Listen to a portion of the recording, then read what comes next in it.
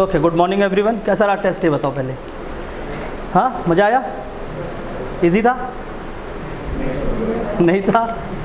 हाँ, बस ऐसा ही होना चाहिए। पेपर आपको फेमिलियर हो गया अगर पहले से सब चीज़ें, तो मज़ा नहीं आएगी। ठीक है, सो डिस्कशन का फिर कोई मतलब नहीं रह जाता है, और आपके नॉलेज का भी कोई मतलब नहीं होता अगर आप 50 क्वेश्चन सॉल्व करके वही जा रहे हो जो आपको आता है। ठीक है, तो सिर्फ खुद को सेटिस्फेक्शन के लिए होता है कि हम पढ़ाई करके आए। आज पता चला होगा पढ़ाई करके आए हैं कि नहीं, और रियल में ये 2 घंटे क्या होते हैं, किस तरह से आपको सोचना है, वो चीज़ें देखना है। ठीक है, पहले कुछ बेसिक बात करेंगे, एक एक करके एक एक पॉइंट सिखाता चलूँगा मैं आपको 34 टेस्ट में। ठीक है, इसको अगले टेस्ट में गलत नहीं करना, उसी पॉइंट को अगले टेस्ट में आपको क्या नहीं करना है, गलत नहीं करना है। एक एक पॉइंट वाइज पॉइंट हम लोग चलेंगे और सीखेंगे। ठीक है, सबसे पहला कॉन्सेप्ट, सबसे पहला चीज़ जो किसी भी टेस्ट एग्जाम के लिए इंपॉर्टेंट है वो है स्लीप, नींद।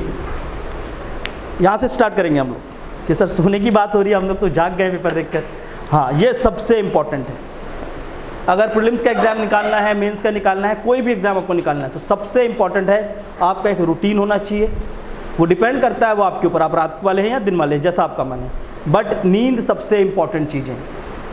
अगर आप उसको ख़राब करते हैं, बिलीव मी, पेपर में आप 5 क्वेश्चन तो ऐसे ही गलत करते हैं जो आपको आता है, और अगर आप नींद पूरी लेकर जाते हैं तो आप 5 क्वेश्चन ऐसे ही सॉल्व कर जाते हैं बिना पढ़े, क्योंकि कुछ क्वेश्चन बनते हैं एप्लीकेशन ऑफ ब्रेन से, दिमाग से जिस क्वेश्चन को सॉल्व किया जाता है, उसके लिए आपको नॉलेज की ज़रूरत नहीं है। जैसे कि आपका क्वेश्चन नंबर, एक छोटी सी क्वेश्चन को बात करते हैं, फिर मैं इसके ऊपर और ब्रीफ करता हूँ आप लोगों को। एक क्वेश्चन होगा आपका लैंग्वेज पे। एक मिनट, मुझे क्वेश्चन नंबर देख लेने दीजिए, जिसमें आपका पाली खरोस्ती इस तरह से है। हाँ, 72, क्वेश्चन नंबर 72। इसका आंसर जरूरी नहीं था इसके लिए आपको पढ़ा होना चाहिए या पता होना चाहिए। ठीक है, क्योंकि इस क्वेश्चन को अगर आपको पता भी नहीं था किसमें लिखा है तो भी सॉल्व कर सकते थे, क्योंकि 3 क्या है उसमें लिपि है, ब्रह्मी भी लिपि है, खरोस्ती भी लिपि है, और मोदी लिपि जिससे मराठी लिखी जाती है। ठीक है, और पूछा गया था कौन से भाषा में होता है। ठीक है, तो ऐसे क्वेश्चन के लिए मेरे को नहीं लगता कि आपको पढ़ के आने की ज़रूरत है, ये एप्लीकेशन ऑफ ब्रेन से बन जाए, दिमाग से ऐसे सॉल्व कर सकते हैं इस क्वेश्चन को। ठीक है, अगर इसको गलत कर रहे हैं तब फिर गलती है। ठीक है, तो एक क्वेश्चन तो आपको यहाँ से ध्यान रखना था, 72 नंबर का जो क्वेश्चन है, इस तरह के क्वेश्चन को जब आपका ये प्रॉपर होगा तभी, नहीं तो आप परेशान हो गया इस क्वेश्चन पे। कितने लोगों ने गलत किया इसको? क्यों? बाकी ने सही किया है या छोड़ दिए हैं? सही किया हो ना। हाँ, तो देखो ये चीज़ें अभी यहाँ पर आज टेस्ट में आए हैं, एक एटमॉस्फेयर अलग होता है। जब एग्जाम के दिन जाते हो बहुत प्रेशर में जाते हो, और आज सिर्फ और सिर्फ हिस्ट्री पढ़कर आए हो, उस दिन पूरा का पूरा CGPSC का कंप्लीट सिलेबस आप पढ़कर जाओगे। ठीक है, तो इसलिए उस दिन आपका दिमाग एकदम एक्टिव होना चाहिए। इसलिए अभी से एक हैबिट बनाएंगे अगले 8 महीने के लिए, जब तक हमारा प्रीलिम्स नहीं हो जाता। अब तो आप मेरे साथ जुड़े हुए हो, तो इस 8 महीने तक पहला हैबिट क्या होगा सबके पास, कि प्रॉपर स्लीप लेना है हमको।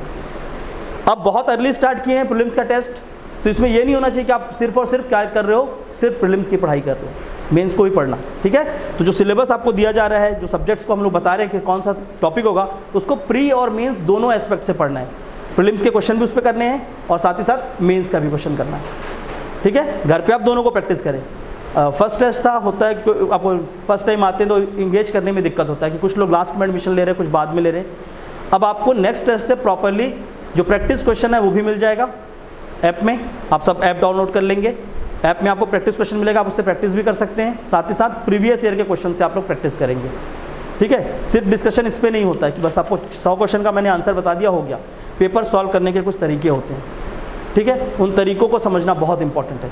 ठीक है, जिसमें देखो मैं आपको कुछ क्वेश्चंस के बारे में बता रहा हूँ, इन क्वेश्चंस को पहले से ध्यान रखना कि उसको पढ़ना कैसे है, वहाँ पर आपका आंसर तक कैसे पहुँचना होता है। नहीं तो वैसे क्वेश्चन में हमेशा आप क्या करोगे, अपने नॉलेज पे बिलीव करके टिक मारोगे और वो हमेशा गलत होगा।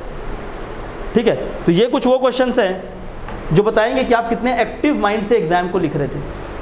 अब जब पेपर चालू किया था तो कितने एक्टिव माइंड से किए थे, और ये वो क्वेश्चंस भी हैं जो सबसे आसान क्वेश्चन थे पेपर के।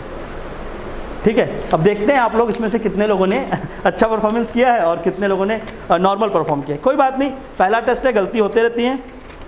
सबसे पहले बात करते हैं क्वेश्चन नंबर 8, 8वां क्वेश्चन। यहाँ पर दोनों ही कॉपी है मेरे पास, हिंदी इंग्लिश, तो इशू नहीं होगा।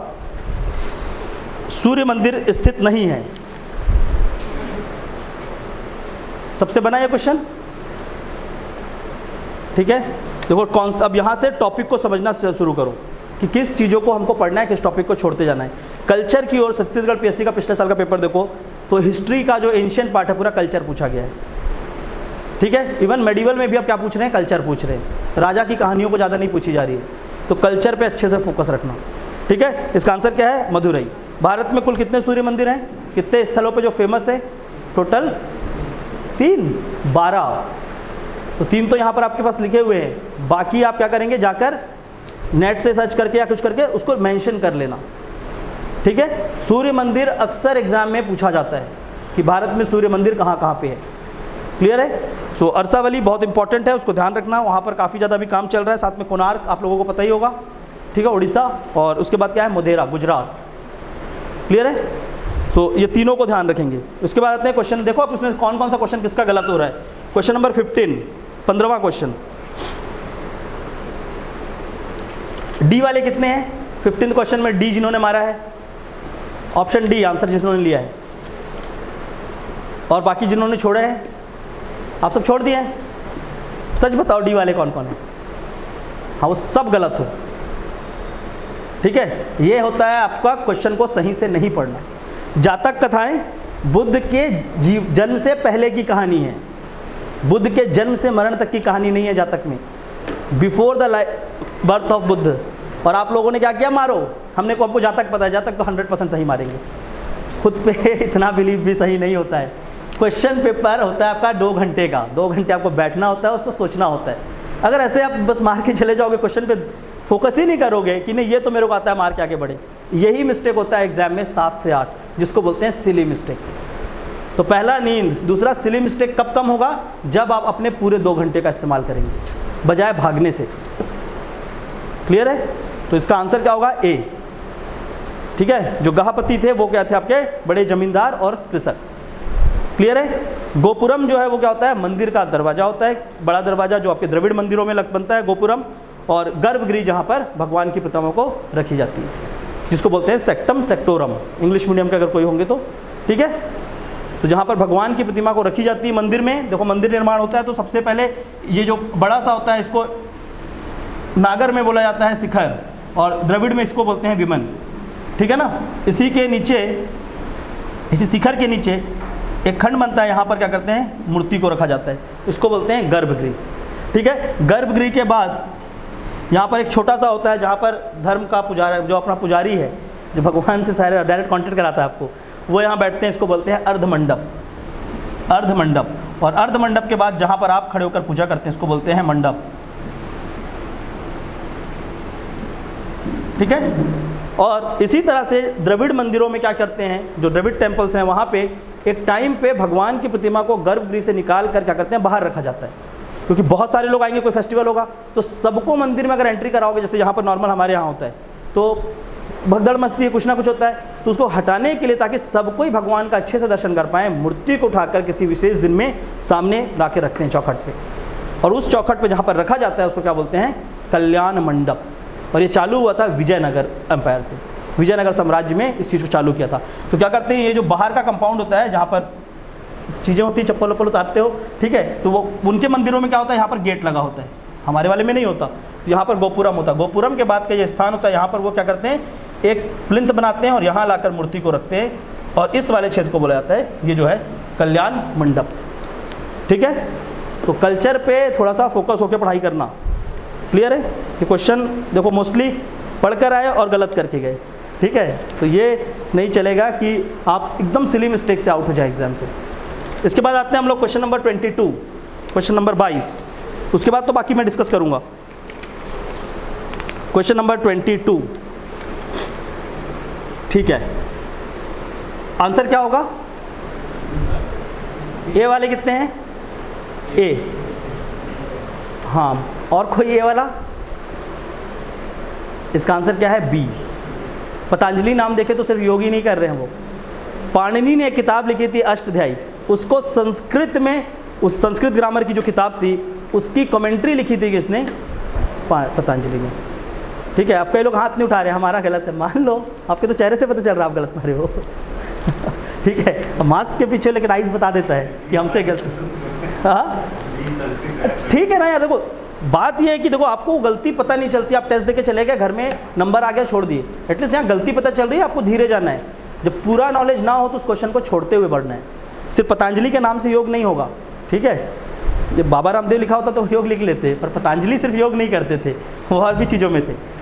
क्लियर है? Question number 26, question number 26, Harappa शब्द किसने कॉइन किया है? दयाराम साहनी वाले कितने हैं? आपको तो ऐसे ही फंसा लिया मैंने।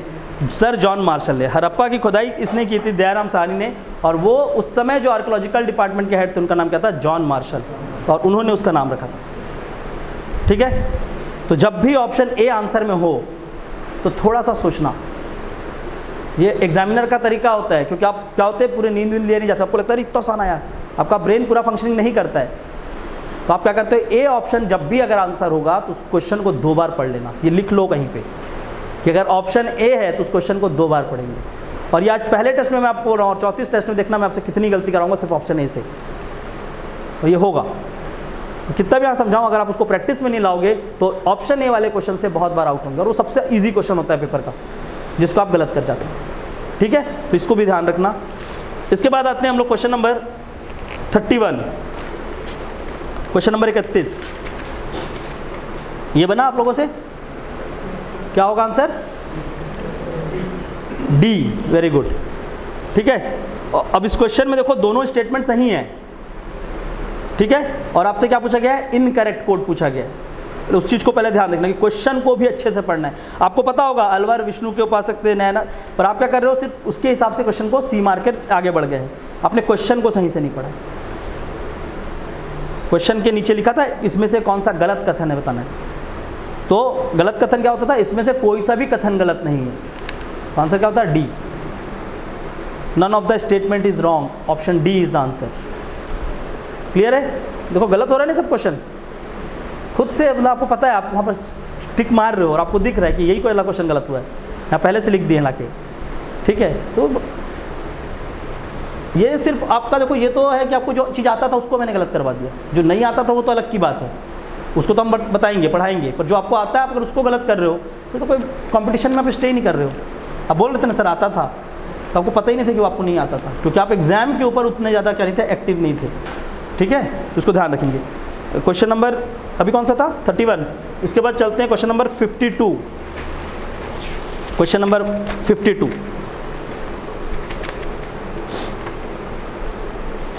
महाशिवगुप्त बाला अर्जुन, इस पे का क्या है आंसर? किसी ने किया है? हाँ, डी, वेरी गुड।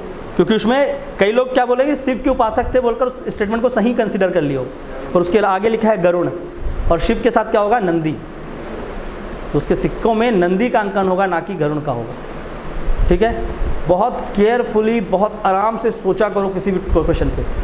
इसमें भी मुझे पता है कि शिव के उपासक थे, तो उस स्टेटमेंट को सही मान लो पहले और आगे बढ़ो। कितने थे ऐसे? ये देखो, समझ रहे हो आप कहाँ पे गलती कर रहे हो। इसलिए जब इस बार जो पेपर आया था पीएससी का, अगर वैसा पेपर आएगा तो सिर्फ और सिर्फ एप्लीकेशन ऑफ ब्रेन से जीतोगे। ये एप्टीट्यूड का पेपर है, ये नॉलेज का पेपर नहीं है, इसको एप्टीट्यूड पेपर बोला जाता है ना, ऑब्जेक्टिव को, क्योंकि आपने कुछ पढ़ा हो, आपको पहचानना है बस। तो इसमें आप कितने एक्टिव होकर उस पेपर को दे रहे हैं, कितना सही से सोच कर दे रहे हैं, हर ऑप्शंस का आपको नॉलेज है कि नहीं, तब वो क्वेश्चन बनते हैं, और एलिमिनेट कर पाते हो कि नहीं। एकदम खुश होकर नहीं देना है पेपर को, स्थित प्रज्ञ। पढ़ते नहीं हो सिलेबस पूरा, फिलॉसफी में लिखा है ना कि भाई आपका क्या होना चाहिए, ऐसा चित्त होना चाहिए, ना कि बहुत खुश हो, ना कि बहुत ज़्यादा दुखी हो। तो एकदम न्यूट्रल होकर एग्जाम को दिया जाता है। 10 क्वेश्चन शुरू में एकदम इजी आ गया, हमारे साथ खुश हो गए, ये पेपर तो बहुत आसान है, और लास्ट में कुछ बन ही नहीं रहा है और सही को भी गलत करके आए। ये नहीं होना चाहिए, बिल्कुल काम माइंड से 2 घंटे इस्तेमाल करेंगे, इस मोटिव से ही एग्जाम देना। ये कर सकते हो कि 50 क्वेश्चन छत्तीसगढ़ का पहले कर लिए या इंडिया का, फिर उसको गोले भर लिए, फिर उसके बाद दूसरे का कर लिए, वो आप कर सकते हो। वो आपके ऊपर है कि आप कैसा करते हो, कि 100 क्वेश्चन करने के बाद गोले भरते हो, 10-10 के बाद भरते हो, वो कर सकते हो। पर ऐसा मत कर लेना कि अब सॉल्व कहाँ पे कर रहे हैं आपको पता ही नहीं है, गोले भरने में गलती कर रहे हो। वो तो हम लोग नेक्स्ट सेशन में बात करेंगे, जो अगला टेस्ट होगा उसमें किस तरह से आपको बबल फिलिंग करना है वो सिखाऊंगा। ठीक है, आधे लोग तो पूरा साल तैयारी करते हैं और एग्जाम में जाकर बबल फिलिंग में अपने नाम के गोले में किसी और वर्ड पे गोला कर देते हैं, रोल नंबर गलत भर जाते हैं। तो वो तो उसको तो क्राइम बोलता हूँ मैं। उन्होंने क्राइम किया, उसको सजा दो, 3 साल जेल में रखो, अपना 1 साल बर्बाद करने के लिए। क्या पूरे साल पढ़ रहे हो, वहाँ जाके गोला सही नहीं भर के आए हो? ये वो बहुत छोटी छोटी बातें हैं, लेकिन अभी से इसको प्रैक्टिस करोगे तो ये सब चीज़ें हट जाएंगी आपके दिमाग से। एग्जाम का एक आधा से ज़्यादा प्रेशर वहीं खत्म हो जाएगा। बोल रहे थे ना प्रेशर फील होने लगा, डरने लगा मैं, तो यही सब प्रैक्टिस नहीं किए थे आप। इसलिए इस चीज़ को अगर 34 टेस्ट में आप पूरा अच्छे से करोगे, ये सारा डर निकल जाएगा और 100% एग्जाम निकलेगा। ठीक है, तो बिलीव के साथ आगे बढ़ना है हम लोगों को। अच्छा, कौन सा क्वेश्चन था राहुल? 52, इसका आंसर होगा डी। ठीक है, महाशिवगुप्त बाला अर्जुन, तो ऐहोल इंस्क्रिप्शन, जो ऐहोल की अभिलेख है, उसमें क्या पता चलता है आपको कि चालुक्य के जो राजा थे पुलकेशिन, उसने किसको पराजित किया था? The king of Chalukya and Pulakeshin two defeated महा, ठीक है, और उसने उसकी अधिसत्ता को एक्सेप्ट किया था। और साथ ही साथ आपका सेकंड में क्या होगा, वहाँ पर नंदी, उनकी जो करेंसी उसमें नंदी है, ना कि वरुण है, आपका क्या है, गरुण है। ठीक है, इसके बाद आपका थर्ड स्टेटमेंट, हाँ, सबसे अधिक सालों तक छत्तीसगढ़ में अगर देखेंगे किसी एक किंग का रूल तो इनका ही था। ठीक है, लगभग 60 वर्षों का था। हाँ, ठीक है, तो ये आपका स्टेटमेंट 1 और 3 राइट है। इसके बाद आते हैं क्वेश्चन नंबर 61। अब देखो, आपको ये चीज़ पूरा पढ़कर आपने गलत कर दिया, सही क्यों? चलो फिर ठीक है। क्वेश्चन नंबर 61, हाँ, ये क्वेश्चन क्या होगा आंसर? हाँ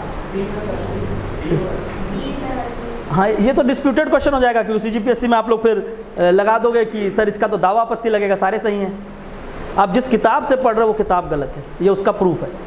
महेंद्र नाम का जो भी शासक थे वो था ही नहीं, वकाटक से ऐसा कोई शासक नहीं था महेंद्र नाम का। वो बुक में लिख दिया ऊपर में कि उसका फाउंडर है, वकाटक का जो स्थापना किया उसका नाम क्या है? विंध्य शक्ति, उसने उसको संस्थापन किया है। ठीक है, फाउंडर ऑफ वकाटक। और एग्जाम का क्वेश्चन सेट होता है ग्रंथ एकेडमी की बुक से, और ग्रंथ एकेडमी की किताब में जाके वकाटक पढ़ना आज। ठीक है, तो ट्रेडिशनल एनसीईआरटी पढ़ना छोड़ना है।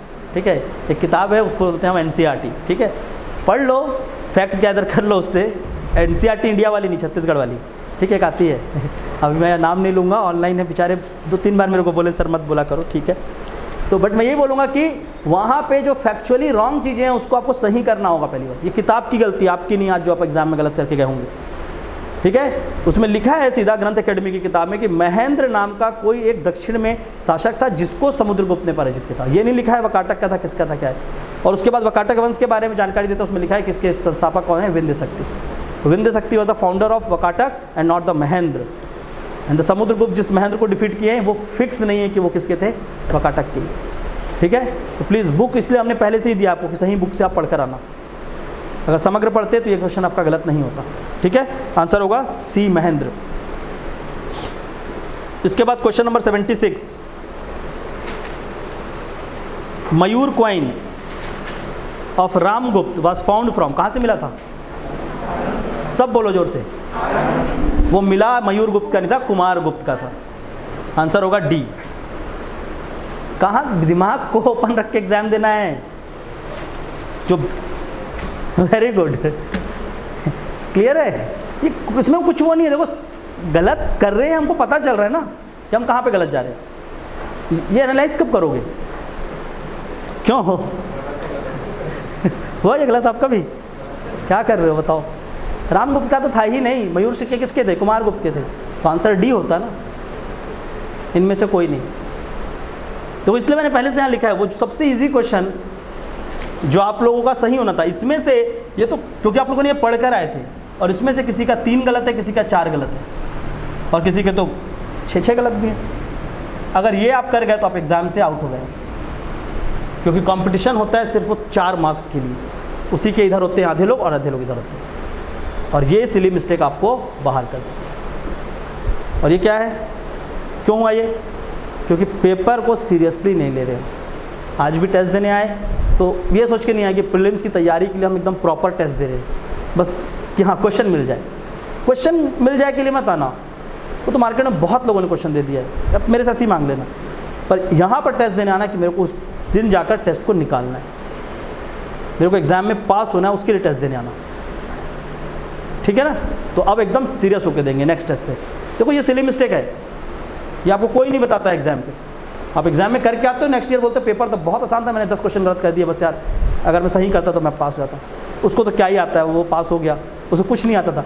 उसको एग्ज़ाम के दिन एग्ज़ाम में परफॉर्मेंस करना आता, शायद वो आपको नहीं आता। क्योंकि ये चीज़ों की गलती आप तभी समझ पाएंगे जब उसको एनालिसिस करेंगे। आपका कितना गलत हुआ इसमें से? गिनो मत, ऐसे बोलो। कुछ हुआ? 2-3 भी हुआ? हाँ तो आता था ना, लेकिन वो क्वेश्चन पढ़े तो थे ना। तो जो मैंने कहा था आपसे, जो पढ़ा हो गया उसको भी गलत करवा दूंगा। क्लियर है? जो पढ़ा हुआ को अगर गलत करोगे तो जो नहीं पढ़े हो तो छूटेगा ही छूटेगा। जब भी इस तरह के एग्ज़ाम होते हैं, ऑब्जेक्टिव टेस्ट खासकर, जहाँ पर आपको एलिमिनेशन होता है, 1 लाख बच्चों में से 2000 बचते हैं, तो उसका एक ही फंडा है कि जो देखो एक कॉमन होता है सिलेबस, जिसको बोलते हैं बेसिक सिलेबस। ठीक है, बेसिक सिलेबस अगर सबको आता है, सबको उसका नॉलेज होता है। बेसिक आप सब पढ़ते हैं किसी भी एक किताब से, बोलते हैं ना एक ही किताब को 10 बार पढ़ो। मतलब क्या है कि आप बेसिक की जो किताब है उसको बहुत अच्छे से पढ़ो और उसको एकदम तैयार करके रखो, और एग्जाम के दिन उस बेसिक क्वेश्चन को गलत करके मत आना। बेसिक क्वेश्चन को, करंट अफेयर को, अगर आप इतना भी करोगे आप उस एग्जाम में पास हो जाओगे। क्योंकि अगर उसके बाद जितने भी टफ क्वेश्चन हैं वो कट ऑफ का पार्ट बनते ही नहीं। चाहे एग्जाम में आपके कितने भी कम सीट हो, पिछले साल 172 सीट था, 110 से नीचे गया कट ऑफ, 110 पहुँच गया। क्यों? क्योंकि बेसिक क्वेश्चन जो थे वो कितने थे? मुश्किल से 50 थे, 50 या 48, 47 बेसिक क्वेश्चन जो डायरेक्ट बनते थे। उसके बाद कुछ क्वेश्चन थे जहाँ पर आपको दिमाग लगाना था, तो दिमाग लगाकर पहुँचते आप 55 तक, और वहीं पर आसपास आया आपका कट ऑफ। समझ आ रहा है? तो ये कर दिए हो अगर, तो आज के पेपर में तो फेल ही हो गए हो, क्योंकि रिजल्ट आएगा, आप अपना मार्क्स देख लेना। क्योंकि टफ क्वेश्चन तो आपने गलत किया ही होगा, पर ये जो इजी क्वेश्चन थे अगर इसमें गलती कर रहे हो तो फिर दिक्कत है। क्लियर है? तो सिली मिस्टेक सबसे पहली चीज़ है कि सोओगे प्रॉपर तो सिली मिस्टेक नहीं होगा। दूसरी बात, टाइम का पूरा यूज़ करना है। यहाँ 2 घंटे इसलिए नहीं आए थे कि बस पेपर का क्वेश्चन पढ़ लिए फिर बैठ गए, सर तो आके आंसर बता ही देते हैं, उसलिए आप नहीं आते हो यहाँ पे। आप एक एम से चल रहे हो, आपको उस चीज़ को पाना है, अगले 6-7 महीने के बाद आपको उस एग्ज़ाम को देना और आगे बढ़ना है। ऐसा नहीं है कि सिर्फ एग्ज़ाम देने के लिए आए हो। ठीक है, देखो एग्ज़ाम देने के लिए 2 लाख लोग आते हैं, पढ़ाई उसमें से 50,000 करते हैं, पर एग्ज़ाम के लिए जो पढ़ते हैं वो होते हैं मुश्किल से 5,000। तो ये सच्चाई है, इसको मानना ही पड़ेगा कि 5 से 6,000 लोग होते हैं जो एग्ज़ाम के लिए प्रॉपर साल भर पढ़ते हैं कि आप PSC निकालना ही निकालना है। और जब उनका निकल जाता है फिर आप उनका इंटरव्यू सुनते हैं, वो बताते हैं कि हम ऐसा कर रहे थे, ऐसा कर रहे थे, तो आपको लगता है वाह हम भी कर लेंगे, पर फिर उसके बाद अगले दिन मोटिवेशन ख़त्म हो जाता है। सही बात है ना ये?